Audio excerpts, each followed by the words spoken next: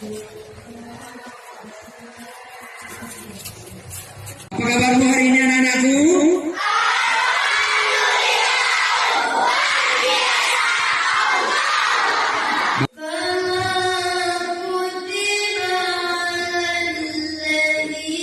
Terima kasih kepada pemuda Asir-asir yang telah menggagas dalam mempersiapkan kegiatan Pesantren Kilat. Kami menilai kegiatan Pesantren Kilat secara besar manfaatnya.